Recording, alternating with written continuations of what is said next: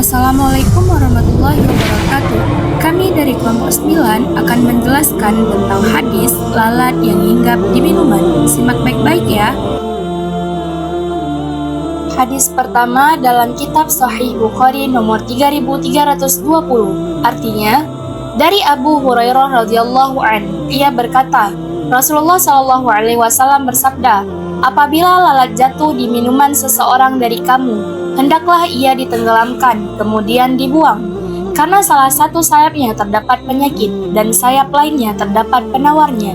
Hadis riwayat Bukhari dalam kitab Sahih Bukhari. Takhrij hadis.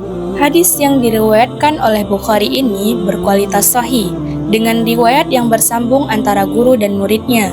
Kemudian siqah atau terpercaya, dan yang terakhir ialah tidak syadz atau terhindar dari cacatnya hadis. Bukhari, Qutaibah bin Sa'id, Ismail bin Ja'far, Utbah bin Abi Utbah, Ubaid bin Hunain, Abu Hurairah. Hadis kedua dalam kitab Sunan Abu Daud nomor 3346.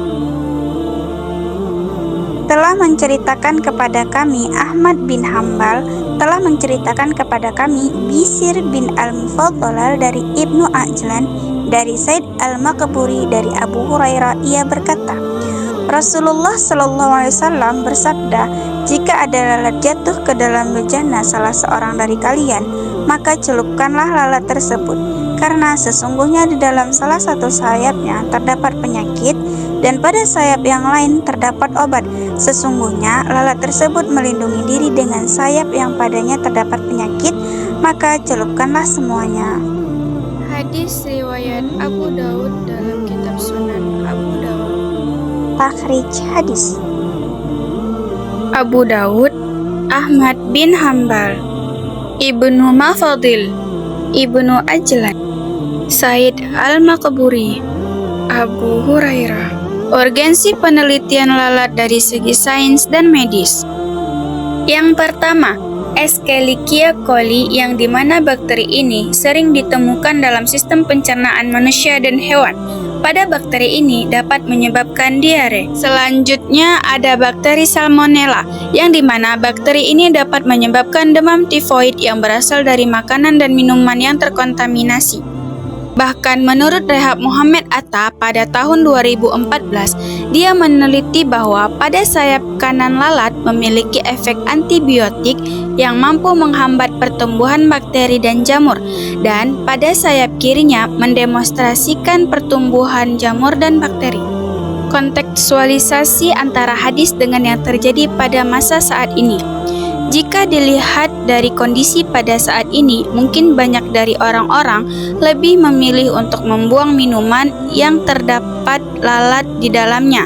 Hal itu disebabkan oleh banyaknya volume air di negara ini dan adanya uang untuk membeli lagi. Akan tetapi, beda halnya dengan yang dialami oleh negara yang memiliki keterbatasan air dan keterbatasan uang, yang pasti mereka lebih memilih untuk menerapkan sesuai dengan isi hadis tersebut.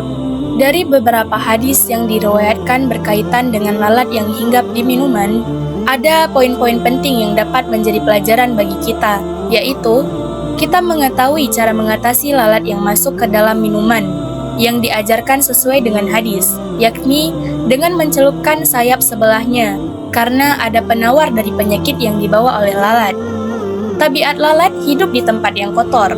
Islam cinta kepada kebersihan. Agar lalat tidak masuk ke dalam wadah, maka tutuplah wadah terlebih dahulu. Lalat juga membantu manusia memilih makanan dan minuman, karena lalat tidak suka hinggap di dalam minuman dan makanan yang mengandung formalin. Dan yang terakhir, kita juga mengetahui metode pentakhrij hadis untuk mengetahui kualitas daripada hadis tersebut.